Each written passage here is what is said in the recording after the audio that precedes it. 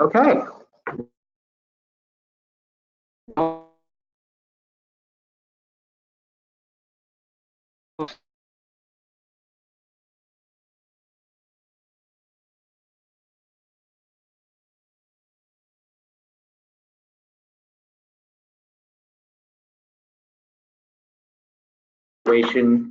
Of the workshops we've done in the past with more information on what's going on in the legislature. So it's also a reprise of the workshops at the APA conference a couple weeks ago in Santa Barbara. The two of the most popular sessions are, of course, the legislative update, which is always a packed session, and then the session on GOT sites for the housing element update, the 6th cycle. So we're very fortunate to have Eric Phillips today with us. He's the Vice President of Legislation and Policy, and he's recently named partner at Burke Williams and Sorensen LLP in San Francisco. So congratulations to Eric on that. So before we get going, just a couple of notes. People saw hopefully saw the note that we're having a special conference call on this Thursday from 11 to noon to talk about potential changes to the RHNA schedule.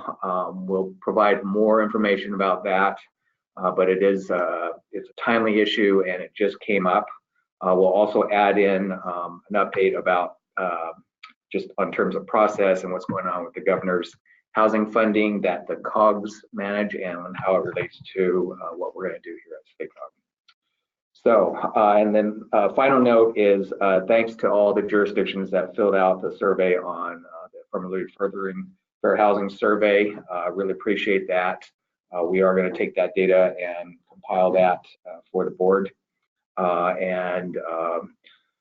Also housing element data that we promised early in this process will be ready later this month. We'll let you know what's going to happen. And the end of the month on the 31st, the SACOG board is going to have a public hearing on the 4 draft RHNA methodologies. So be sure to coordinate with your SACOG elected official, your board member about that. That meeting is only for comments, including for the board members and from local jurisdictions and other stakeholders.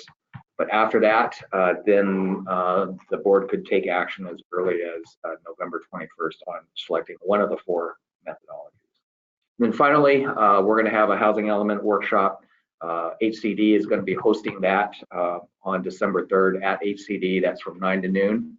And that's our tradition right after the numbers come out, or about the time that the allocations come out, that HCD does their session on what they consider counting or not. But with Eric here today, he's going to tell us what happened at the legislature recently, as well as anything else that's happened the last couple of years, and kind of reprise, freshen up the discussion we had back in February.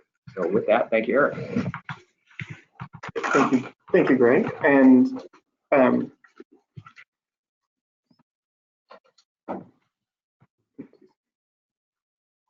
so as Greg mentioned, right as we were starting, my name is Eric Phillips. In addition to being the Vice President for Policy and Legislation for the California chapter of American Planning Association, I'm a land use and real estate attorney. So all of the topics we're going to talk about today are near and dear to my heart. I'm glad that you all are able to join us and talk about these topics as well. As Greg mentioned, I'm going to start with just a few highlights from this year's legislative session, a couple of the big bills that were actually just signed over the last few weeks. We will be going into more detail on some of those in some future webinars that APA will be hosting.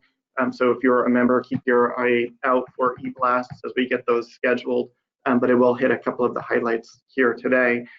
Then the second part of the presentation, also as Greg mentioned, is going to be an update from this spring's webinar that I did in April with SACOG on housing element site selection, with a couple of key updates to draw in some information that we talked about at the APA conference, as Greg mentioned.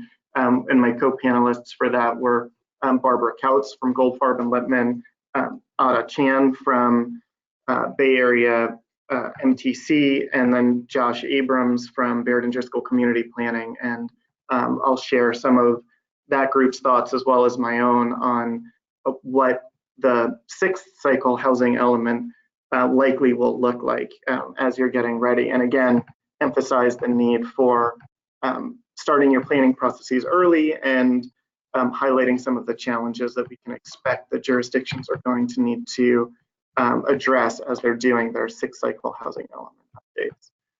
Don't mind me interrupting for a second. If anybody has comments or questions, just feel free to type it into the chat and we will read them off for you. Great. So the first set of bills I'm going to highlight that were signed, these were actually the first set of bills related to housing that the governor signed this year. They were high priority for the administration, and it's a suite of tenant protection laws. I'd say that in general, these are focused on keeping tenants that are already housed in their housing, less focus under this set of legislation on housing production or creating new units, but it would create a statewide rent cap, no more than 5% plus CPI up to a 10% annual max for tenants that have been in their units for more than 1 year. In addition to the rent caps that are being imposed effective as of January 1, 2020, there are also a suite of eviction limitations so that tenants can only be evicted from their units for enumerated reasons or causes. And if it's not a fault of the tenant that they're being evicted, they would be entitled to relocation benefits that go along with that. There also were a number of complementary pieces of legislation that were signed to extend some of the Code of Civil Procedure protections for tenants during the eviction process so that they have some more procedural safeguards if they're being evicted following a foreclosure. And also critically, the California Fair Employment and Housing Act was modified so that discrimination against tenants that are using Section 8 or other local housing vouchers is explicitly made illegal. So that with an effort of having those tenants have an easier time of finding housing and using those resources that are allocated towards helping tenants be housed.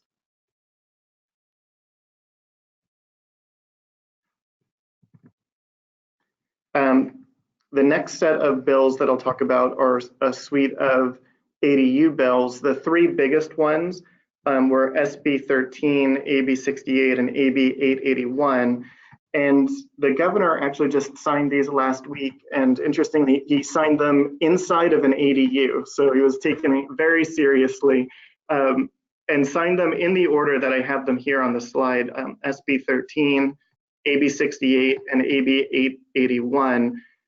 So they will be chaptered in that order, but the chaptering provisions in the bills themselves are still somewhat contradictory. So there's still a little bit of ambiguity in terms of exactly what the law is going to look like and require as of Jan 1, 2020.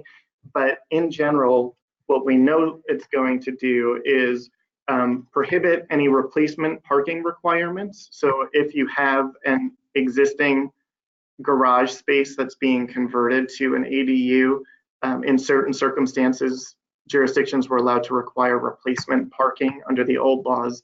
That will no longer be allowed, so that if a garage is being converted, the parking requirement for the main residential use as well as the ADU will be eliminated in that situation. Another big change is that development requirements such as setbacks, lot coverage requirements are all being limited to make sure that at least 1, and in some cases 2 ADUs can be developed on any residential lot, whether it's something that's currently zoned for residential use or a non-conforming residential use that's already been developed. But basically anywhere that you have or can have a residential use, you can also have at least 1 ADU with some limited exceptions to that. Another big change that goes along with that is that multifamily buildings will now be required to allow at least one ADU. So if there's non-habitable space in an existing multifamily building, potentially a parking area, some storage, or other spaces that are not being used for habitable residential space, those can be converted to ADUs. And again, in an effort to increase the housing production in places where residential uses are already existing or permitted. Another important piece of legislation is this density bonus amendment that was signed. It was in AB 1763. And what this does is it creates a super density bonus for 100% affordable projects. And what that means is that at least all of the units, with the exception of a manager's unit, have to be restricted for lower income households. At least 20% of the units have to follow the health and safety code definition for affordability, which is 60% of AMI or below. The remainder of the units, if you're using tax credits, can be restricted at the TCAC affordability levels, which can let you go all the way up to 80% of AMI. But and then 20% of the units can be rented to moderate income households. So it's an 80-20 split that you need to qualify for the super density bonus. But any way you look at it, with the exception of the manager's unit, 100% of the units will have to be restricted to mostly lower income and some moderate income households. And if you have a project that can qualify for it, you can get an 80% density bonus above the maximum allowable density. Before this was signed into effect, the maximum state density bonus was limited to 35%. So this is a pretty big boost for those 100% affordable projects that can qualify.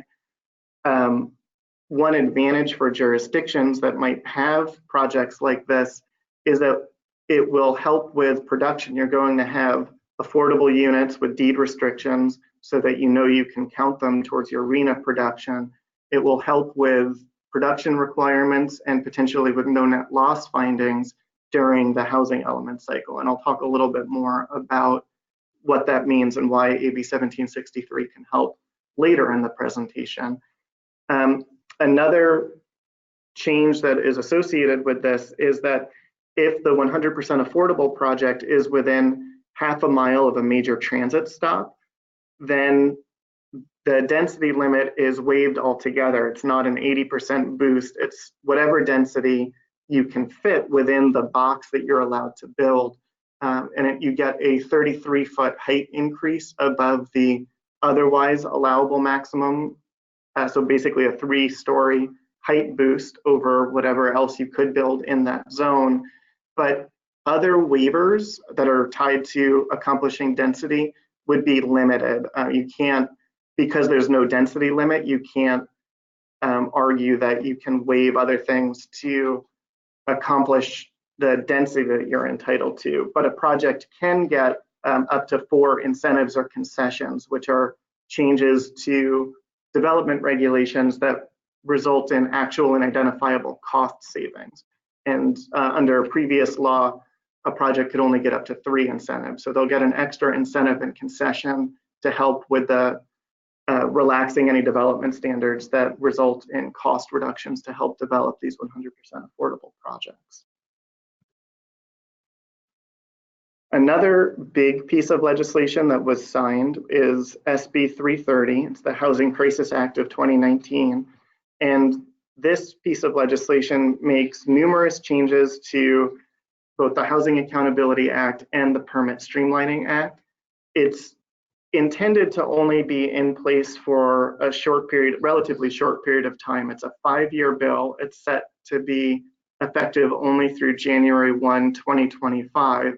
However, I think if we see the effects of this Housing Crisis Act being effective in boosting residential production, I wouldn't be surprised if the legislature comes back and extends either for an additional period of time or potentially makes them permanent. So it's important to understand them now, not just for the next 5 years, but there's a good chance that elements of this will become permanent pieces of the law. But what it does is it creates a new application process for residential projects. It allows residential projects to submit what they call a preliminary application ahead of their full traditional Permit Streamlining Act application. And once that preliminary application is submitted, and there's a long list of requirements in the bill as to what constitutes a complete preliminary application. But once that's been submitted, the project is locked into only written development standards and development impact fees that were in place at the time that the preliminary application was submitted.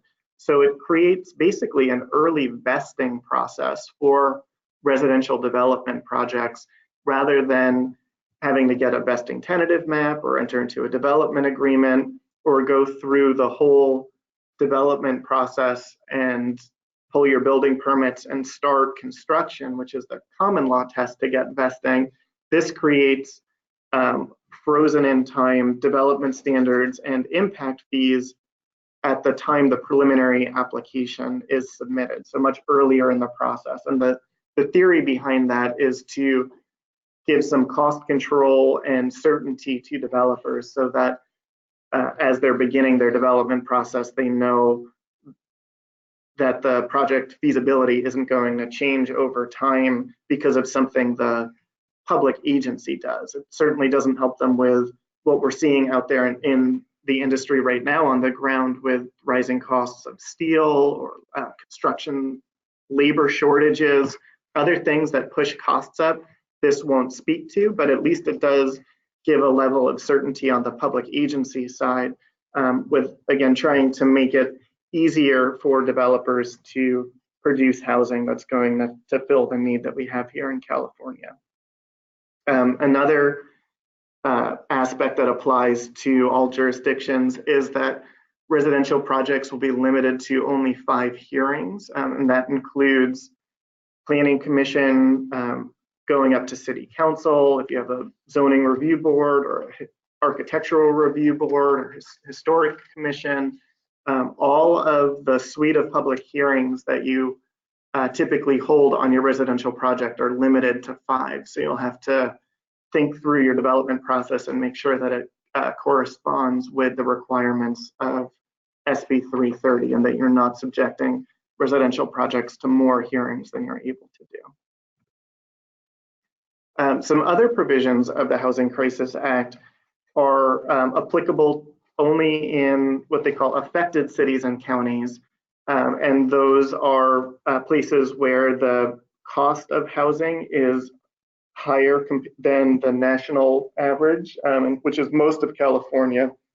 There is a list that the author's office is working on of all the affected cities and counties. And SB 330 is one of the bills that we'll be doing that deeper dive into that I mentioned at the beginning. We'll do a specific APA webinar on the Housing Crisis Act. So we'll get into more detail on this topic in that setting. But what I wanted to highlight right now is just the idea that in these affected cities and counties, anywhere where residential was a permitted land use in the general plan or zoning as of January 1, 2018. So this is obviously in the past, something that you've already designated as residential. Started January 1, 2020, you can't change those land use designations to reduce the amount of residential uses that are permitted. There are some exceptions to that. You can do basically a jurisdiction-wide no net loss finding and increase residential capacity in other parts of the jurisdiction. That's subject to HCD review and a little bit of back and forth. So it's not an outright ban, but it's not a seamless process either. So before doing any sort of zone changes that would reduce residential capacity as compared to what was in place of January 1, 2018, you have to look at these provisions very carefully and make sure that you're complying. related to that is that any newly adopted development standards after January 1, 2020 can't be enforced against residential development projects unless they're objective development standards. And in past webinars and other sessions, we've talked about the Housing Accountability Act and SB 35 and what an objective development standard is. But it's really important that you understand that definition and are applying it, because as I said, any new development standard after January 1, 2020 has to be objective if you want to apply it against a residential development project. And I think this is an area where I can foresee certainly litigation or controversy trying to enforce and interpret this against projects, but in general, the standard of review and the weight of the evidence is tilted in favor of the applicant and the developer against the public agency. So you'll have to be very careful in adopting new zoning codes, new specific plans, any new design guidelines, and making sure that they're objective and able to be applied against residential development if you intend to enforce them. There's some other limitations, no new housing moratorium or permit limits in these affected cities and counties with very limited exceptions. And then on the developer side, developers are prohibited from having projects approved if it would demolish existing housing in these affected cities or counties, unless they would replace it with at least the same number of new units that are being removed, and any existing tenants have to be offered relocation benefits and a right of first refusal to return, as if they're in either affordable units, if they're occupied by lower income households, or if they're rent stabilized price controlled units. So I think this is a tool that some jurisdictions are going to like. It's something that I've worked with other clients with, and people have felt hamstrung. They have a project coming in, it's demolishing a large number of maybe older, naturally affordable apartment units and replacing them with a smaller number of high-end condos. And that's more profitable for the property owner, but and the city in the past has felt like they've had to say yes to projects like that. But this gives the local agency a hook to say, well, if you're going to do a project that's going to be removing housing units, you have to make sure that there's at least as many that are going to be replaced, and again, offer some protection to the tenants that were there in place. Before we go on to the housing element topics, I did also just want to highlight that SB 5, which was a local tax increment and bond funding tool that could have been used to finance affordable housing and infrastructure, was vetoed over the weekend by the governor. His signing statement said that the impact to the budget was too great to sign as standalone legislation, and that he wanted to see that folded in to the budgeting process going forward. So it's too early to know if we'll see something like that in 2020 and be part of the 2020 budgeting conversation. But certainly from the APA perspective, as we've been talking to legislators, we've been trying to really focus on the message that having these production requirements is one thing, but if there's no mechanism to help finance the affordable housing or the infrastructure, it's still going to be a challenge to meet the production targets. So hopefully that message will sink in and we'll see more financing tools come forward during 2020 as we continue to have conversations around SB 50, around the Mitigation Fee Act, and other legislation that's expected to boost housing production. So, any clarifying questions? Great. Again, feel free, audience, to type in questions that you may have, clarifying or otherwise. And now for something completely different, we're going to shift from the new laws and what the legislature has been working on in 2019 to some of the legislation that was signed in 2018 and is now in effect, and that is going to dramatically impact the way you approach your housing element for the sixth cycle. And we'll start with a review of the housing element requirements, which I'm sure if you are this deep into the webinar, you already are familiar with, but just in case, I'm going to cover them to make sure that we're all starting from the same place, and then we'll talk about the new requirements. But the housing element, for all of the many different things that it has to do and accomplish, probably the most important concept is that it's a tool for the cities and counties to show that they have adequately zoned for housing to accommodate their regional housing need allocation, or the RHNA. And here in the SACOG region, right now HCD is estimating a late August 2021 due date for the sixth cycle housing element update. That's a moving target. Whatever the date ends up being, it'll be triggered a year and a half after the MTP is adopted. So you can expect that sometime in the first half of 2021.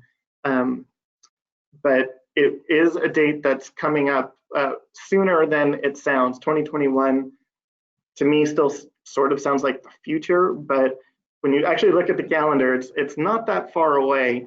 And as we go through, we're going to highlight all the work that you have to do to prepare and have an adequate housing element. So it's not too early to be thinking about what your sixth cycle housing element sites are going to look like. And just a reminder, on Thursday, we're going to have that conference call to talk about the schedule, because there are some accelerating up the timeline. But again, talk about that on Thursday. And so from that, we'll start with just really being clear about what is the RHNA. And again, this is a slide I can probably start dropping from future presentations, because RHNA is now showing up in the LA Times, in the Sacramento Bee. It's becoming less of a technical term of art and more something that people on a day-to-day basis are starting to be familiar with and talk about. But what it means, it's the number of housing units that each jurisdiction is required to accommodate, and it's broken down by income level that's projected to be needed to meet the state's overall growth targets. In general, it's about 40% of the total housing units are reserved for lower income households, 20% for moderate income households, with the remaining 40% for above moderate income. So if you had a hypothetical jurisdiction with 1,000 units that they had to plan for, it would be broken down like the example you see here on the slide. The 40-20-40 split never quite works out, but that's a rough guide to understanding the distribution over the entire region or over the state between the various income levels that need to be accommodated. But the first step in the RHNA process is to create the regional RHNA. And that is done at a COG by COG basis, where the COG staff and the boards will come up with recommendations. And new to this cycle is that HCD has approval rights about the final determination of what the regional need is. So the COG's decision is subject to HCD review and approval. And because of two laws that went into effect after the 2018 legislative session, AB 1771 and SB 828, the RHNA is going to be much, much higher than it's been in the past. And the easiest way to say is why that is, it's because existing overcrowding and existing cost burdens for housing are being added to the need. In the past, that the RHNA was more purely forward-looking exercise, and existing housing deficits weren't being accounted for, but that's no longer the case. They have to be factored into the regional RHNA, and that means that because of the housing crisis that we're in, the overall total regional RENA is going to be much, much larger than we've seen in the past. And some initial estimates, I think when I did a similar presentation back in April, we'd heard comments from HCD staff saying okay, maybe 30%, 50% increases. Maybe some jurisdictions could see doubling depending on where they were in the past. But we're actually seeing on the ground numbers that are much, much higher than that. If you've been following in the news in the SACOG region in Los Angeles County in Southern California, the SACOG initial staff recommendation for their regional RENA was 660,000 units.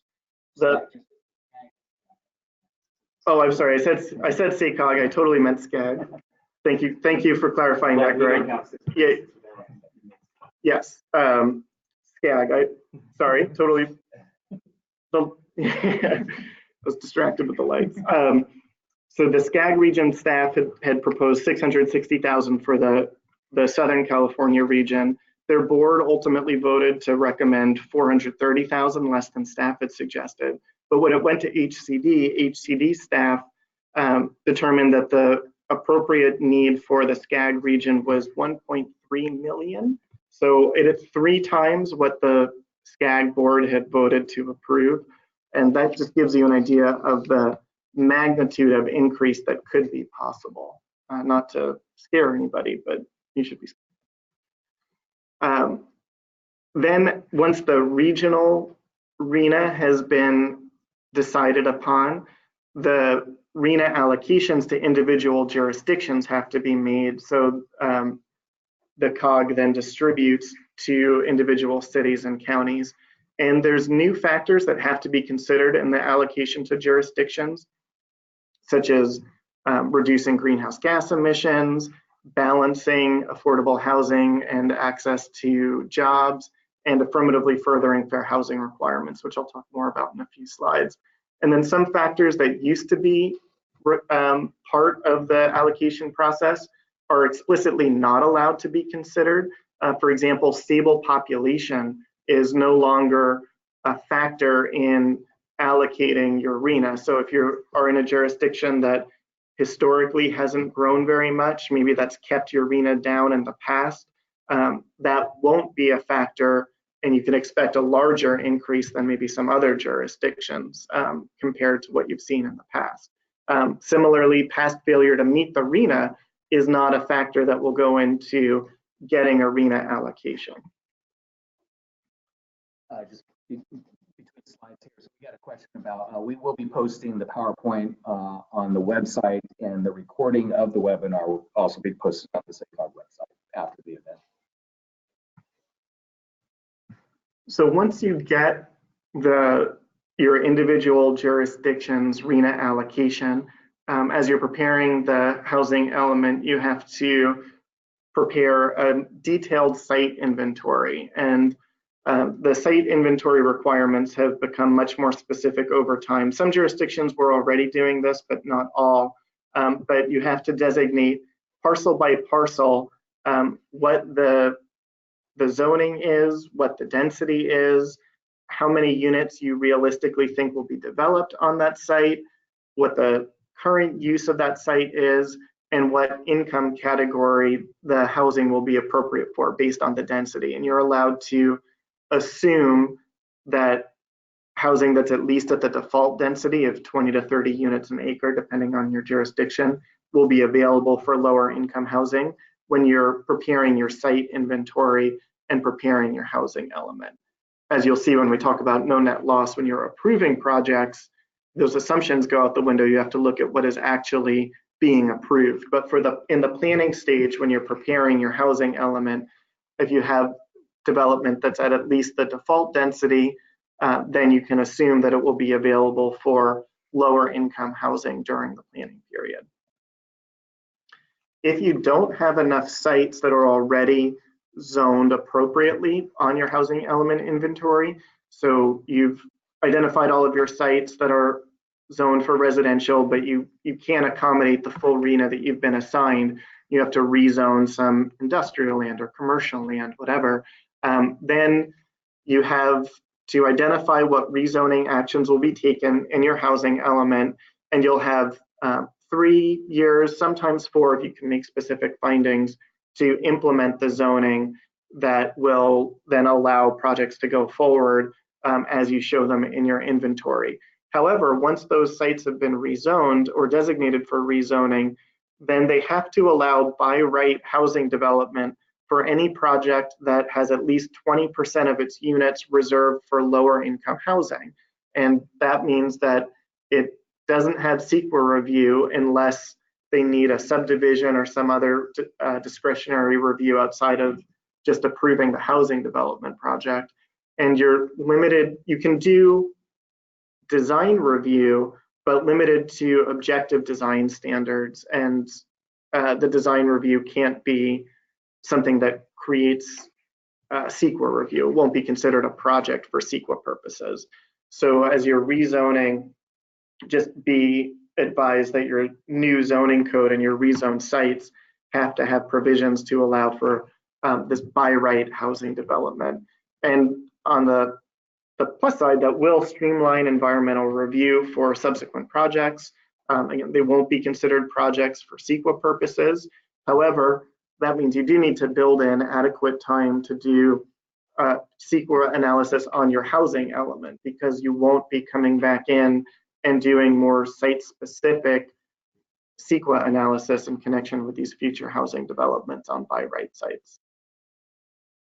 Another factor to consider when you're selecting your sites, as I mentioned before, is this affirmatively furthering fair housing obligation that's been added. So not only does the distribution of RHNA between jurisdictions have to affirmatively further fair housing, but the sites that are being identified for upzoning within a jurisdiction also have to affirmatively further fair housing. And that's not, there is a definition in the statute, but it's a very wordy and technical definition without a lot of practical guidance. One thing that we've been hypothesizing will work for satisfying this obligation is to look at the TCAC opportunity zones and identifying where there's instances of high resource areas. On the map here that's on the slide, the dark red are the highest resource areas as determined by the state for housing development opportunities that go along with job creation, with access to good education. So one way to affirmatively further fair housing would be to look to have more multifamily and high density housing opportunities in these high resource areas that maybe haven't had as much multifamily or lower income housing development in the past. And if I could just really quickly add, if you're listening from the SIGCOG region, these maps, you're probably already familiar with these maps because they are the same ones that were used as a part of our methodology in the affirmatively furthering fair housing adjustment factor that is out in the draft methodology menu. So yeah, these are the same exact maps that that we've sent out as a part of the methodology, as well as the AFFH survey. So we can send those out again as well.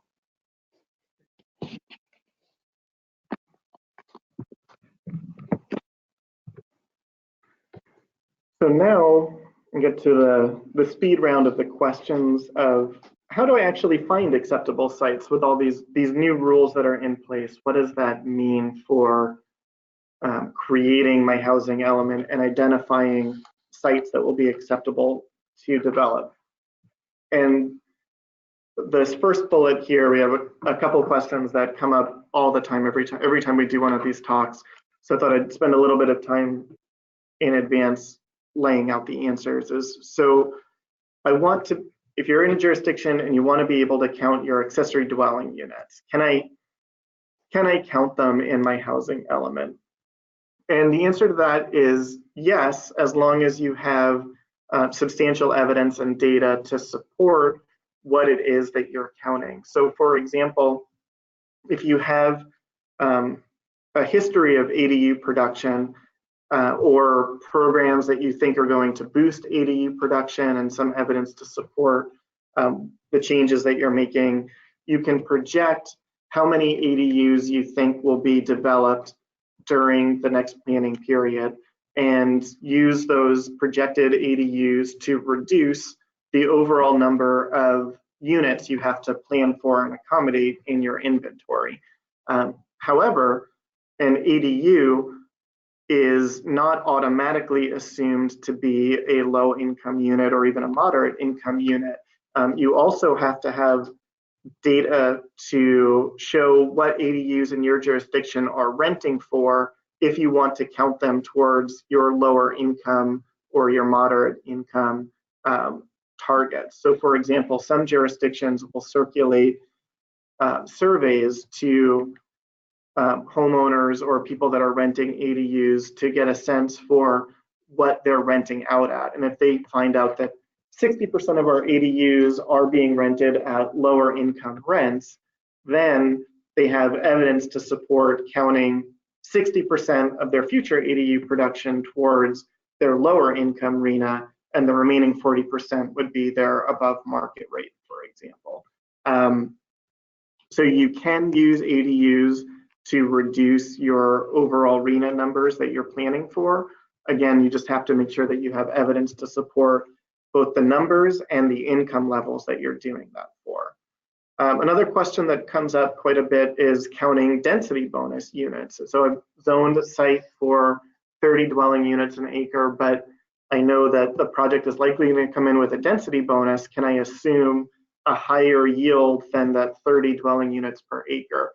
And so far, HCD in past cycles has rejected that argument. They've not allowed jurisdictions to count density bonus as part of their site inventory or their projected yield.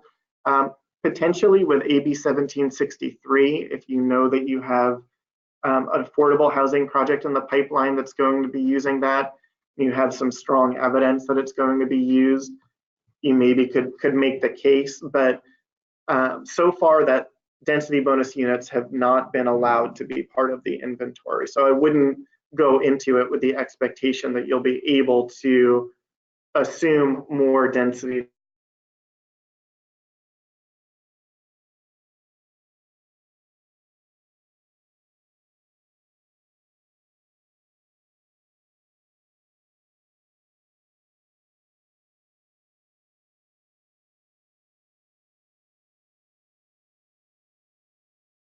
Help there that you'll have to make, and it will still count for progress towards SB 35. Oh.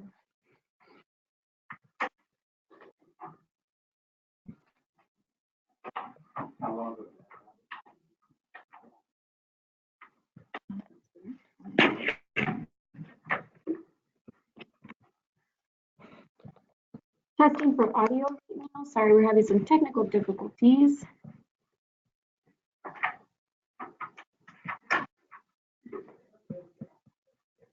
Okay, it's back. Okay, great. Thank you. Sorry. It sounds like we had some audio connection issues. Sorry about that. But basically, the takeaway for counting density bonus units is that you shouldn't count on being able to count them. That's not been allowed in the past.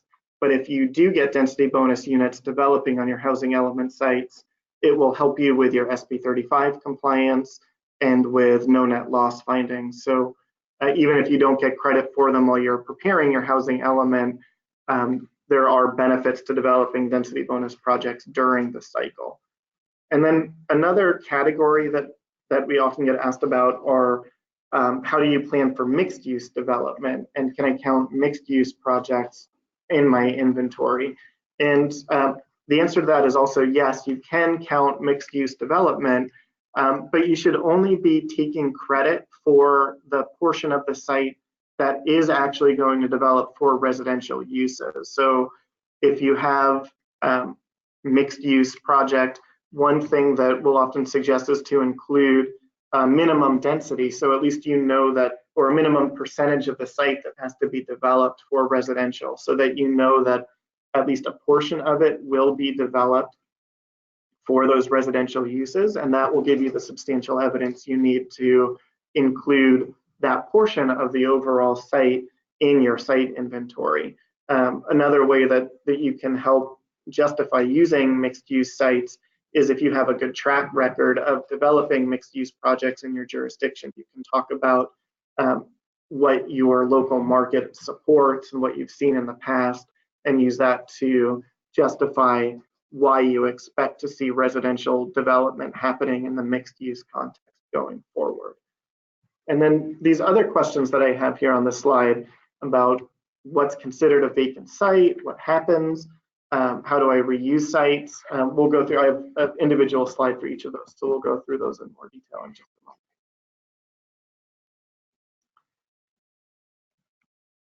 So first, just wanted to highlight this newly strict definition of what constitutes a vacant site. So as we'll talk about in a moment, it's important to have a collection of vacant sites in your housing element inventory. 50% of the sites that you're using to allocate that you're using to accommodate your lower income housing need to be vacant sites. Otherwise, you'll be held to a much higher standard of review to justify why those non-vacant sites will develop during the housing element period. So there's a strong incentive to be able to identify vacant sites for housing development.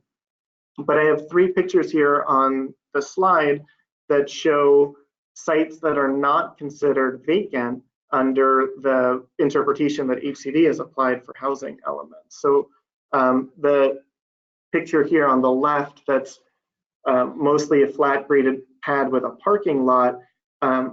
There, it was actually, that site is one parcel. Most of it is vacant, and the portion that's not developed was proposed for housing, but because it wasn't subdivided and there was a developed parking lot, the site didn't count as a vacant site for housing element purposes. In the upper right, again, we have a site that looks almost totally vacant. There is that one rooftop there that was an abandoned house that had been boarded up, and was, the house itself was vacant even though it was developed on the site, and that kept the site from being eligible to be counted as a vacant site until the city issued demolition permits for the house. And then at that point, HCD relented and said, okay, since you're going to knock it down, we'll consider this a vacant site. And then in the lower right, again, there was some topography issues, but a more or less undeveloped site, but there's a utility easement crossing the site, which kept it from being counted as vacant. And it still get credit for it in the housing element inventory, but it didn't count for the vacant 50% test that we'll talk about. So how do you calculate your vacant sites versus your non-vacant sites? As I mentioned before, you have to have 50% of your sites be vacant in order to qualify for the somewhat reduced scrutiny or the lower standard of review. However, HCD has interpreted this to mean, favorably for jurisdictions, that what it really means is that less than 50% of your lower income RHNA must be accommodated on non-vacant sites. So it's okay if you have fewer than 50% of your sites as vacant, as long as you're not accommodating more than 50% of your RHNA on non-vacant sites. And that's a very confusing construction, so I'm going to give an example to actually explain what that means. So let's assume that we're in that hypothetical jurisdiction with 1,000 units of lower income housing. Here, their housing element inventory will have identified 450 units on non-vacant sites. So they're less than 50% on non-vacant. They're okay there. They only have 400 units on vacant sites, but they have anticipated and provided evidence that 100 ADUs are going to be developed at lower incomes. They have 50 units that are under construction for lower incomes. And they have identified a buffer of 400 units on non-vacant sites. So there, even though we've identified 850 units of housing on non-vacant sites and only 400 plus a 100 unit buffer, only 500 units on vacant sites, we're still okay with the 50% test because only 45% of the RHNA is being met on the non-vacant sites. We're allowed to accommodate that remaining 50% with vacant sites, with sites that are under construction, with ADUs, as long as that the non-vacant sites aren't being relied on for more than 50% of our lower income housing need.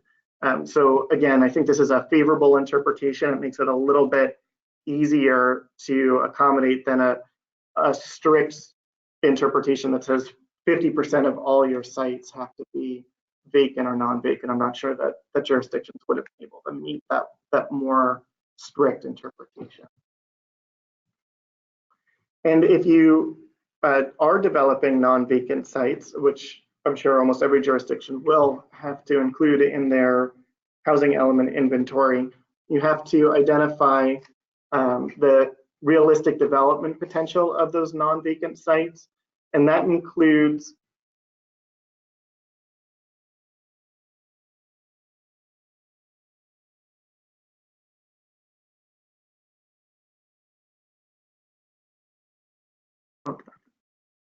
that includes identifying the market demand for turning over the non-vacant sites and any leases or existing contracts that would keep a non-vacant site from turning over. So for example, if you are identifying a Best Buy site, so this Best Buy is going to go out of business, retail's dead, we're going to build a bunch of housing there.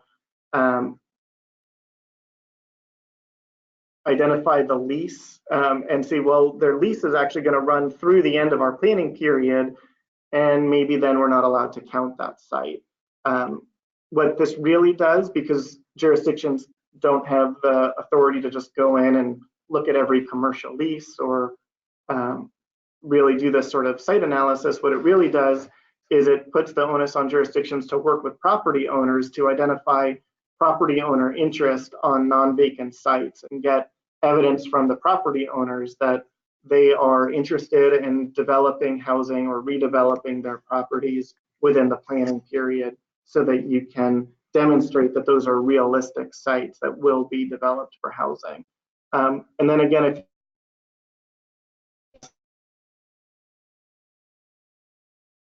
existing uses will be presumed to impede development, you have to make even more specific findings if you want to go forward with using those non-vacant sites.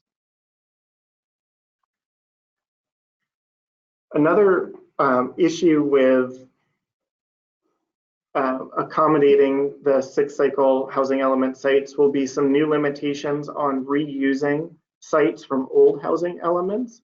And the rules for reusing sites are a little bit different based on whether a site is vacant or whether it's non-vacant.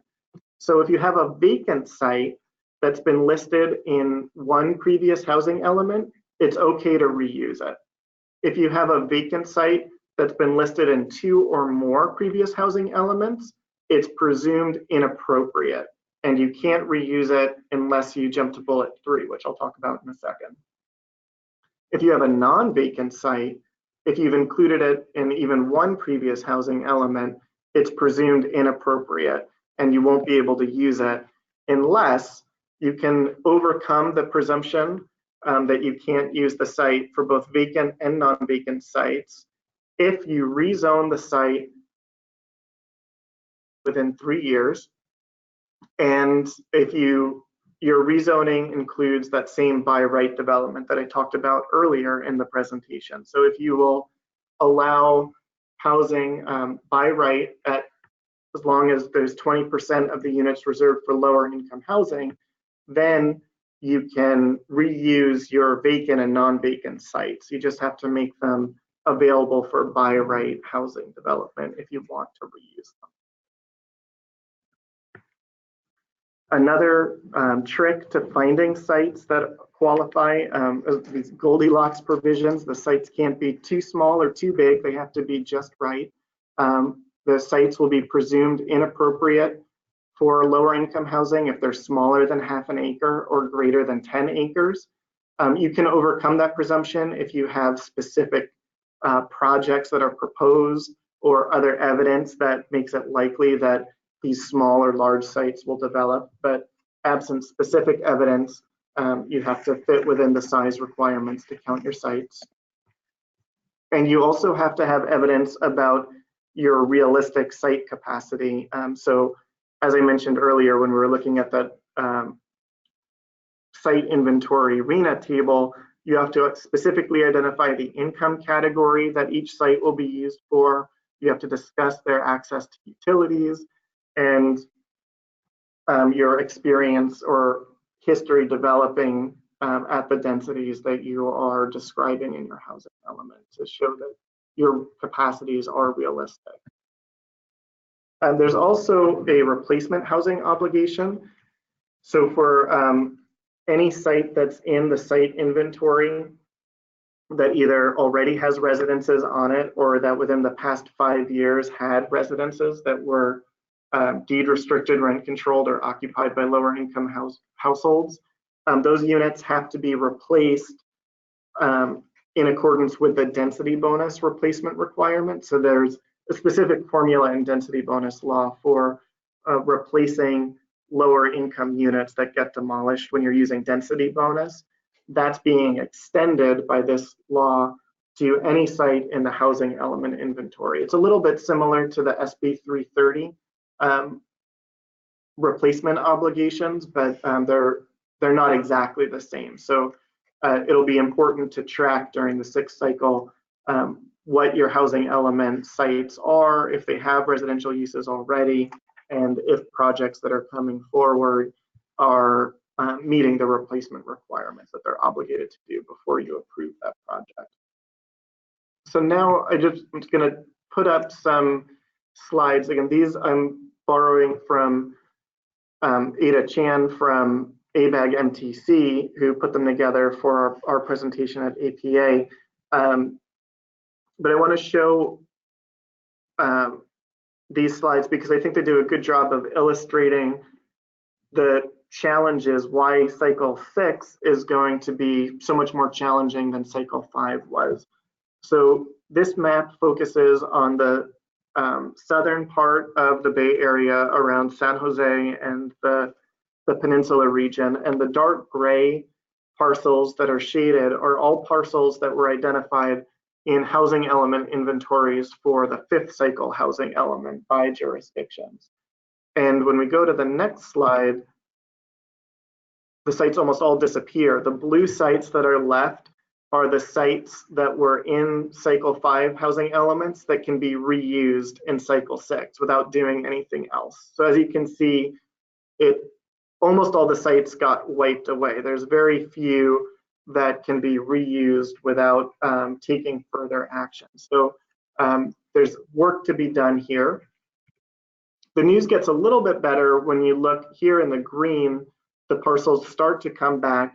These are sites that can be reused if they are rezoned with the by right provisions that we talked about. So when you are looking to reuse sites that are vacant and have been used twice already, or non-vacant and been used once, if they meet all of your other criteria for using sites, you can reuse those if you zone them by right. That's what this is showing. And then here, a lot of the parcels start to fill back in because they can be reused if they're upzoned to at least the minimum densities to support affordable housing. So it's not the total loss that it looked like 3 slides ago, but it does show that you can't expect to just pull your old housing element off the shelf, update some of the numbers, and be done with the process. At a minimum, there'll be,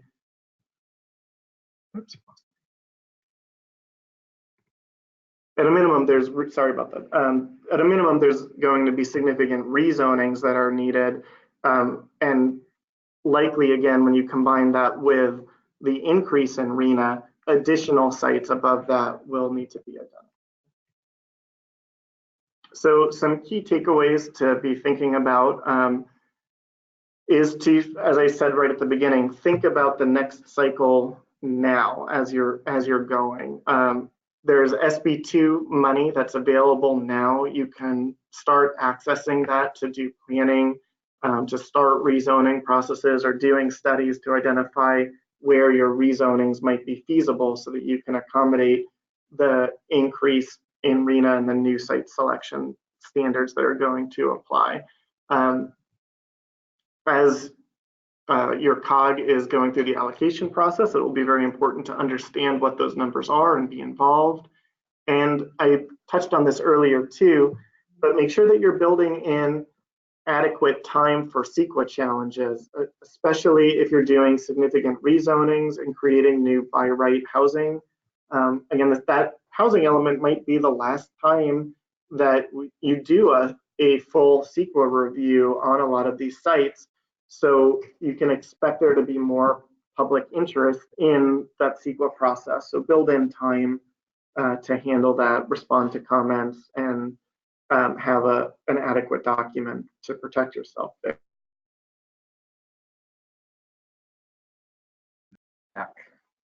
And then finally, it's going to be really important to educate your public and decision-making bodies. Not all of your elected officials or appointed officials, I'm going to imagine, are familiar with all of these new rules, and a lot of them are going to be hostile to these new rules, but you're going to have to be bringing forward housing elements and zoning plans that comply with them. So the earlier you can begin educating your public, your appointed and elected officials about these requirements, the easier that process is going to be when you are going through the approval. So it's not too soon to start talking about this stuff in public now. And then the last section I'm going to walk through before wrapping up and leaving some time for questions are the no net loss provisions of section 65863. And this is another layer that will make housing element planning, I think, even more challenging because what it does is it requires specific findings be made anytime a site in your housing element inventory or approved at a lower density than was shown in the housing element. But it also applies even if you're approving a housing project at exactly the same density that was shown in your housing element. If it's at a different income level than was shown in the inventory, you have to make no net loss findings. And this is applicable to all jurisdictions, including charter cities now. So what it does is it creates an ongoing rezoning obligation unless you have a really large buffer in your housing element inventory to begin with. I'll talk about that in just 1 second. So let's look at an example here. This is that same made up site inventory chart I was showing before. If we look across the first line, we have 40 units of housing that's been designated at lower income, for lower income households. If we get a residential project that is developing 40 or more housing units at lower income, that's great. We don't have to do anything else. We can just approve that project without taking any further action.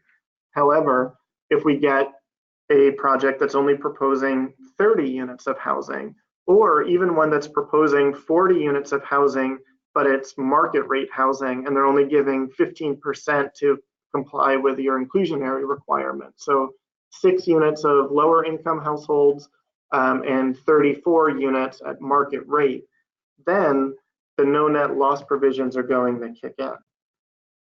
And what you have to do is make a finding that the remaining sites in your housing element are adequate for all income levels. So you have to keep track of all the projects that you've developed on your housing element sites and show what your remaining RHNA is and demonstrate whether when you develop those 34 4 units of market rate housing on a site that said 40 units for lower income, whether you have enough buffer or remaining capacity in your inventory for those 34 units so that they can get accommodated somewhere else. If remaining sites in your housing element inventory are not adequate, you've developed enough at market rate that you don't have 34 enough sites left to accommodate 34 units for lower income housing, then you have to find alternative sites so that you have no net loss of housing for lower income households. And you can do that by, I'll actually say it.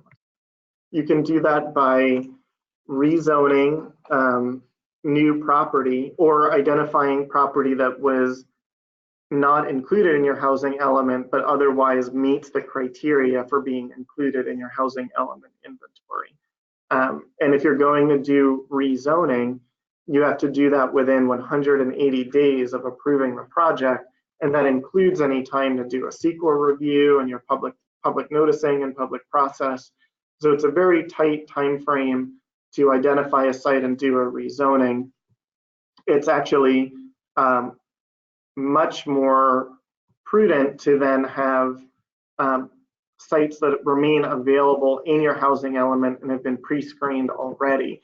The other advantage of having them already in your housing element as a buffer is then there's no argument about whether you have to go back to HCD or not. You don't have to amend your housing element. You're not changing your inventory. You are just making a finding that the rest of your inventory has a balance of sites to draw from. So that gets to the first practice tip on no net loss, is building in a buffer of adequate sites.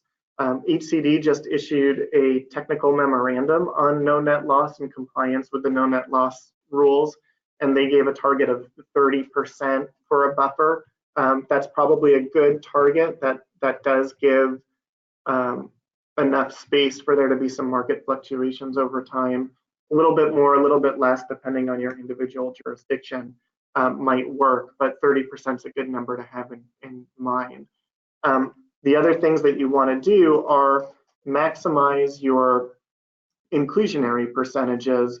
So again, even if you're developing sites that aren't in your housing element inventory, you can take credit for them if they're developing at lower income. So if you have an inclusionary housing requirement, you want to have that be set as high as you can while it's still economically feasible to develop residential units. You want to encourage production of those units so that you can be counting them towards your no net loss obligations.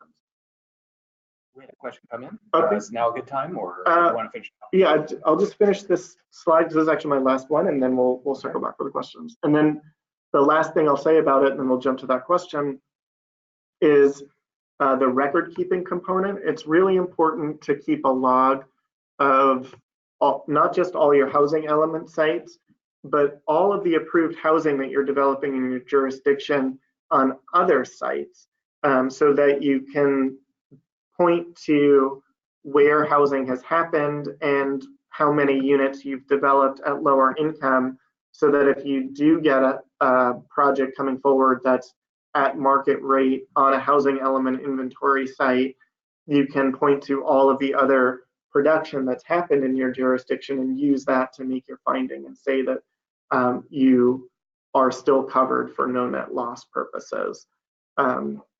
And it is a big record keeping exercise, but it will pay dividends in the long run, because again, you want to avoid putting yourself in a situation where you're forced to scramble and rezone within that 180-day window, because that's going to be quite a challenge. So I'll pause there. I'll circle back to any specific slides where folks have questions. I know there's at least one that's come in. Yeah. And again, feel free to type in your questions or comments. So here's the first question is, you can't deny a project because it will require making up for the loss, but can you require the applicant to concurrently process the makeup site project at their cost? Sure, so that's a good question. I kind of glossed over that while I was talking. So If a project comes in, the no net loss findings are solely the city's responsibility, with a couple of exceptions. The exception is if the developer is proposing a lower density than was shown. So I'll go back to this no net loss example slide where we had 40 units of housing for lower income households. And the example that I gave where we have 34 market rate units and 6 lower income units to comply with your inclusionary requirement, there the developer is totally off the hook because they proposed the 40 units that were already required. The city not only can't deny the project, but they can't force the developer to find a makeup site for those 34 units of market rate housing that's being developed. The exception to that is if the developer comes in with their initial application with fewer than 40 units. So if the developer themselves are only proposing 30 units or 25 units, then the jurisdiction can require the developer to identify an additional site and process that in connection with approving their residential project. Next question.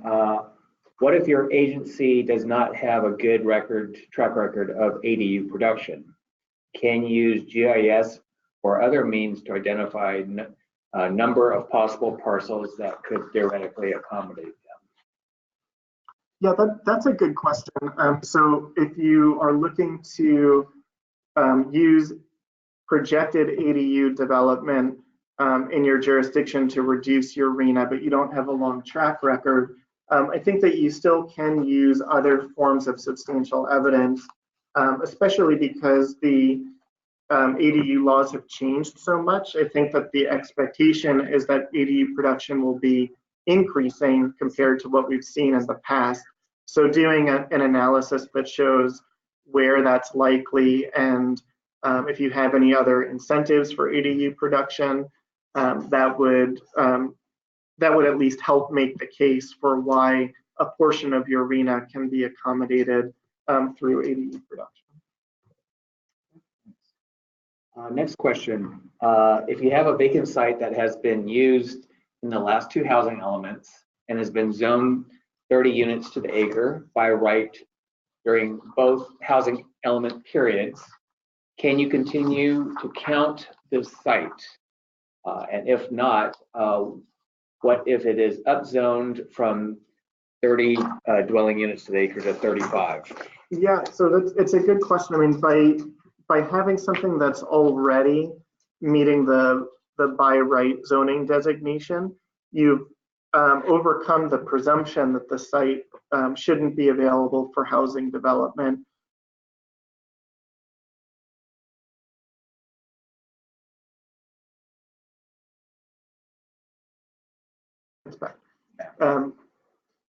So I'm sorry. So what I was saying was, if you've already zoned it and it hasn't developed, there might be other site constraints or reasons that that site isn't developing, either the size, the market conditions, or potentially an unrealistic site capacity. So I think that to reuse that site, it would take. I would probably recommend taking a deeper dive why that site is going to develop. Maybe talking to the owner about what size project they think is feasible or they're going to develop, getting some other evidence to support why this is going to be the cycle where it develops, I think would help. But it's not automatically going to be kicked out. Okay. Any further questions from the audience? Maybe I'll just ask one, give some folks a little bit more time if they have another question. On AB 1763, the super density bonus, if you're within a transit area, within a half mile there, and the no density limit kind of kicks in, does that apply to anything that is zoned residential? So for example, say you have a single family zone site Are you now in a no density limit situation for that type of site as well? Yeah, so that's correct. So you wouldn't have a density limitation, but you would be limited to a 33-foot height increase. So if you were in a single family zone that only had, say, a 2-story height limitation, you could go up to probably 5 stories. You can't waive your other development standards. You can do incentives and concessions, but you're going to be somewhat limited by your form there to exactly how big the project could be physically. So that will be the functional limitation. But if it's a big enough site or the rest of the development standards are permissive enough, then you could get a larger building without a density limitation there. Just a general question about legislation. So a lot of stuff happened, of course, over the weekend. You touched on it. What's the general mood out there amongst COGS and local governments? Yeah, well, I feel, at least through the local governments that I talk to the most through APA or through client work, is people are struggling to keep up with all of the new rule changes. And there's, again, the ADUs are a good example that we have now a new set of legislation, new ADU local ordinances will need to be adopted to comply with that. So there's a lot of changes on the ground that are happening with, again, challenges to creating the infrastructure and the resources to go along with the housing. SB 5 was something that APA had supported because we thought it would help pay for some of the infrastructure, some of the other construction costs with producing housing units. So I think we're still going to be looking for tools like that going forward. I know that the big bills that got tabled in the legislature this year, like SB 50, changes to the Mitigation Fee Act, are all things that are expected to come back in 2020. So we can definitely expect there to be more changes focused on boosting housing production, limiting development restrictions, and limiting fees. And